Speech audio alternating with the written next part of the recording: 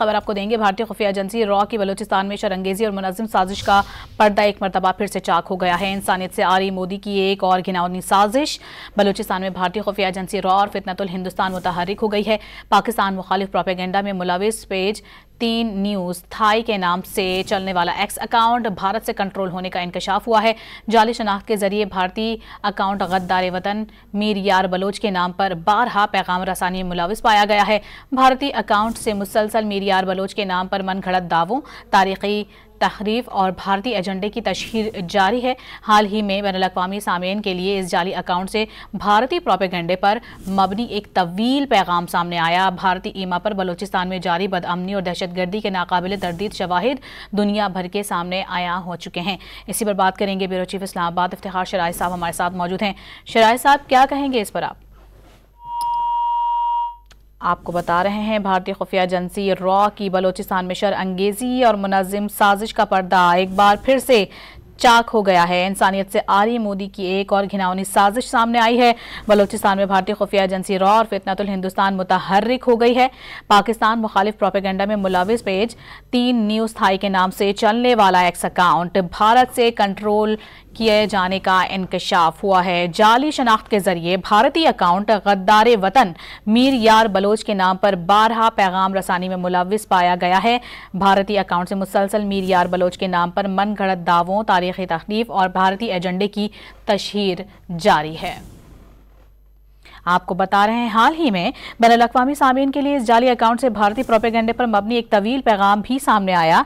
भारतीय ईमा पर बलूचिस्तान में जारी बदअमनी और दहशतगर्दी के नाकाबिल तरदीद शवाहिद दुनिया भर के सामने आया हो चुके हैं। शराय साहब से राब्ता बहाल हुआ है, उनसे मजीद जानेंगे। जी शराय साहब, क्या कहेंगे इस पर आप? जी बिल्कुल, इसमें कोई शक नहीं है कि आप इतने ठोस और नाकाबिले तरदीद शवाहिद मौजूद हैं कि हिंदुस्तान बतौर रियासत दहशतगर्दी का एक रोल अपना चुकी है। और इससे पहले हमने देखा है कि किस तरह कनाडा में सिख रहनुमाओं को कत्ल किया गया वहाँ पे, और पता चला कि वहाँ पे जो रॉ के लोग थे वो बतौर सफारतकार वहाँ पे पहुँचे और वहाँ सिख रहनुमाओं को कत्ल किया गया। इसी तरह की एक कार्रवाई जो है वो करने जा रहे थे अमेरिका में, जहाँ पे उनको बेनकाब किया गया और एक तरह से सफारती सतह पे प्रोटेस्ट भी किया गया। और आप देखें कि पाकिस्तान के खिलाफ जब 2016 में कुलभूषण जाधव पकड़ा गया था तो सर्विंग मिलिट्री गोया के ऑफिसर था।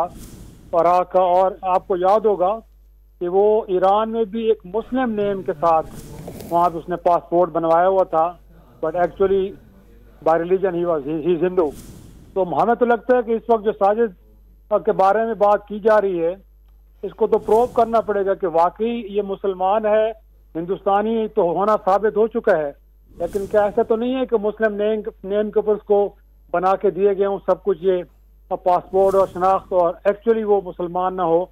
तो मुझे लगता है कि इस मामले को भी प्रूव करना चाहिए। और आज ऑस्ट्रेलिया में जो कुछ हुआ है, गोया कि अब साबित हो चुका है कि वहाँ पे भी एक भारतीय शहरी और जो कि अब ऑस्ट्रेलियन शहरी था, उसका बेटा कि जिसकी पैदाइश ही ऑस्ट्रेलिया में हुई, लेकिन इतने एक्सट्रीमिस्ट आइडियाज तो रखते थे, या फिर हमें लगता है कि हिंदुस्तान ने बतौर रियासत उनको एक तरह से इस मामले के ऊपर तैयार किया और वहाँ पे एक ऐसा एपिसोड किया गया कि जिससे बुनियादी तौर पे मुसलमानों को और बिलखसूस पाकिस्तान को बदनाम करना मकसूद है। आपको याद है कि इस वाक़े के फौरन बाद हिंदुस्तानी मीडिया गोया के एक शख्स नवीद अकरम के जो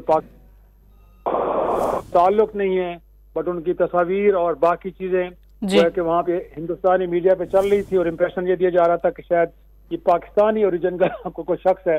तो मेरे ख्याल में अब दुनिया को भी ये बात समझ आ गई है कि हिंदुस्तान के इसराइल की तरह रियासती दहशतगर्दी में मुलव्वस है, और यकीनी तौर पर हम उम्मीद करते हैं कि इन चीजों को बड़ा सीरियस भी लिया जाएगा और इसके ऊपर कोई एक्शन भी होंगे। बिल्कुल, ये भारतीय अकाउंट है जो कि भारत से ऑपरेट हो रहे हैं। शराय साहब, बहुत शुक्रिया आपका।